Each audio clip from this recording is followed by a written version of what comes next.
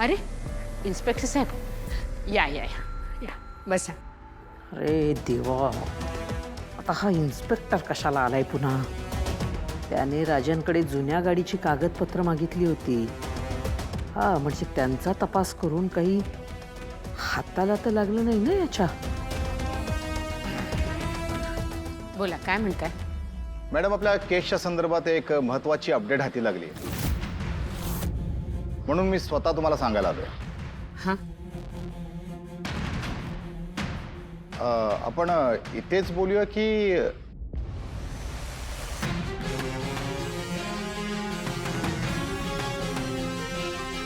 हो बोला ना, इथे बोलायला काहीच हरकत नाही.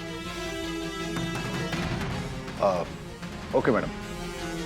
मॅडम, आजोबांच्या ॲक्सिडेंटचा तपास करत असताना त्या जागेवर आजूबाजूला असणाऱ्या दुकानांचे CCTV फुटेज आम्ही चेक केले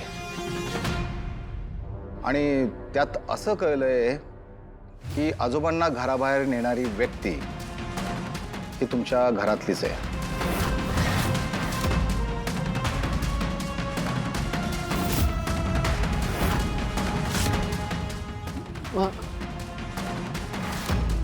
इतके दिवस आम्हाला असं वाटत होतं की ती व्यक्ती तुमचा नोकर सुहासच आहे, पण तसं नाहीये.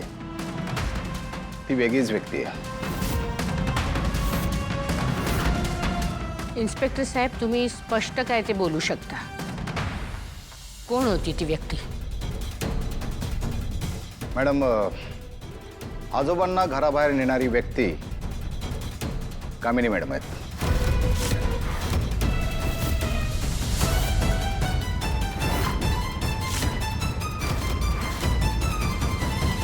मला शंका होतीच.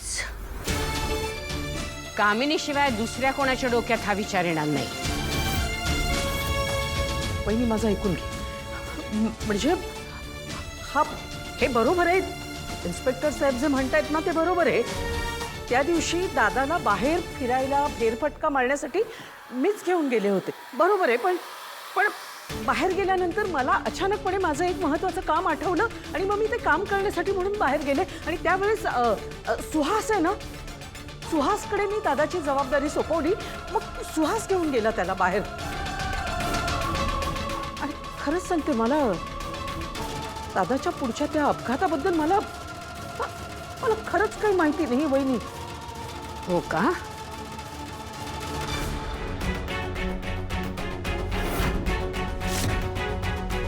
असं वाटतं की एक तुझ्या कानाखाली लगवावी, पण त्याचा काही उपयोग नाहीये.